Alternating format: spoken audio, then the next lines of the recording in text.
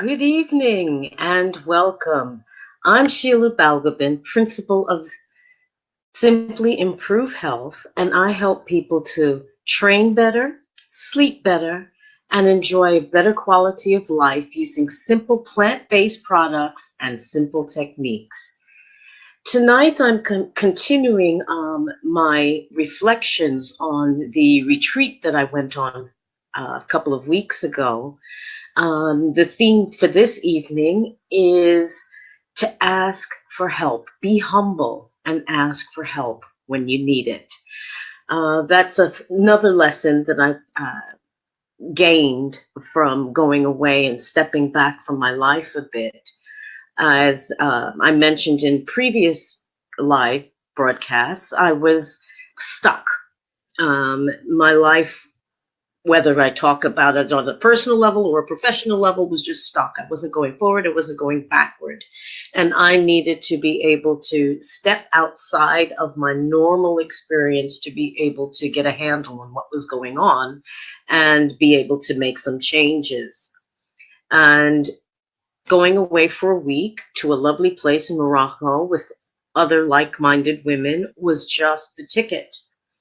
But one of the things that I had to learn to deal with, and this is a lifelong endeavor to deal with, is asking for help. I'm the type of person, I'll do it myself, I'll get it done. I can work faster on my own. That has always been my modus operandi. But we are human beings, and human beings live in community. We don't thrive on our own. Research shows that very clearly. Children, if they're not held when they're at their youngest ages, at the beginning of their life, do not thrive and may even die. So we are people that require relationship. We require mutual assistance and support from one another. And that was one of the lessons that I had to remember.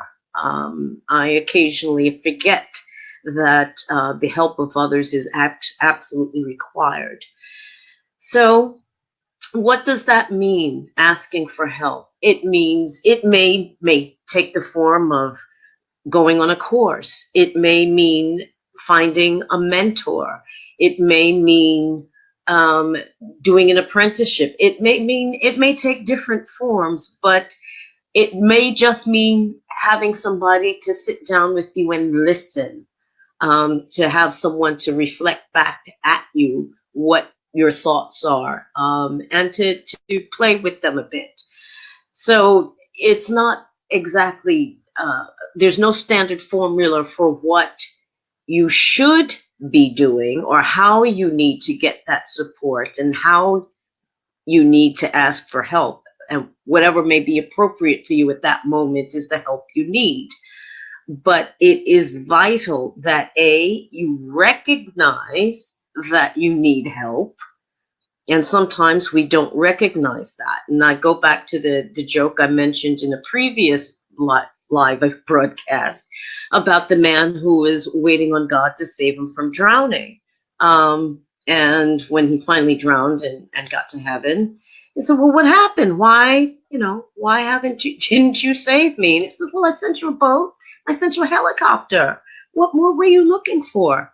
So again, we don't always recognize help when it's being offered to us, or we reject that help because it doesn't look like what we expect it to look like. And that's a big mistake. Being the first thing, the most important thing is to recognize when we need help. And we like to think of ourselves as strong and self-sufficient, and we can, we've got it all going on and we can handle anything that gets thrown at us. But life has a habit of cutting us off at the knees when we get too arrogant and too self-sufficient. And I resemble that remark. I hold up my hand quite honestly that I am quite independent. I'm a self-starter. I don't like waiting on other people to get things done. which can be a good thing, but it's a double-edged sword. Being self-sufficient is great.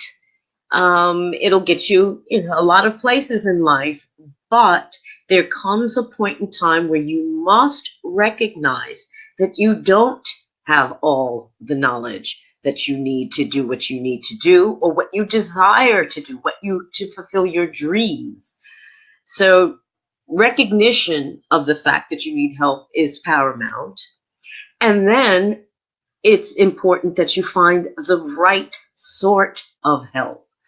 And that was brought home to me by this retreat that I went on. Now, I've been working on myself for many years as a therapist. I've had to do work as a psychotherapist. I've had to work on myself, and look within and see what was going on with me, and to clean the less than bright spots that make up who I am. Nevertheless, some of that I was able to do on my own, but most of the time I've had to rely on a course, a tutor, a mentor, something that would give me some kind of standard to work against, that would call me to account, most important, and would guide me, and show me what it was I didn't know or needed to remember. And so I would put to you that wisdom is knowing when you don't know and need to find out. The internet is there for everybody, uses it. You can find out just about virtually everything, whether it be on YouTube or someplace else. You can find the resources you need to give you the help you need. But first, you have to ask. You don't ask, you don't get. So that is my thought with regard to being humble, not being so arrogant or being so sure of yourself that you are unable to ask for help, or that you're too ashamed, that you feel it's a sign of weakness to ask for help. It is not a sign of weakness. In fact, I would put to you that it's a sign of strength. For someone to be able to admit that there's a part of them that is weak, to me, is a sign of strength. The fact that you can reach out and ask for someone else's help is a sign of strength, because it doesn't diminish you. In fact, you're contributing to your own growth and wisdom by reaching out. So never feel that you're putting yourself at a disadvantage by asking for help. It's a normal thing. Do you feel that there's something wrong when there's a young child learning to walk and you're still holding their hands? Is there any shame to that? Of course there isn't. They're learning. And life is about being a lifelong learning process. We're not born knowing everything there is to know. So that means we have to find out. And finding out means you have to ask. So remember, be humble. Admit that you don't know or that you need help. And then ask. Ask for help. Whether you ask the universe in general to send someone because you don't know where to look, or just let your fingers or your mouse do the walking and find out what kind of support you need. But all of that is based on the premise that you do the inner work, that you look at yourself, you look at your life, and figure out where it hurts, what hurts you. Figure out your why. What hurts you? Why? When you figure that out, then you have a goal to work towards. And when you have a goal to work towards, then you can devise steps and find the resources you need to be able to address those steps or to attain those steps. So that's my tip for the day. To ask for help when you need it. I've been doing that a lot lately, and my life has been enriched by doing so because of the people I've met as a result. But also, I'm growing, and because I'm learning, because I'm finding out what it is I don't know. Thanks for listening. Thanks for joining me. On Sunday, I will be doing the Facebook Live, but it will be earlier at 7 p.m. I will have a really dynamic duo, as I call them, to interview, and they're going to talk about how the near nightmare of their lives became a dream, a life that they never even dreamed of when they started out. So, and that's part of my growth in lesson two. I'm starting to talk more to people who help me in some way, whether as mentoring or providing information.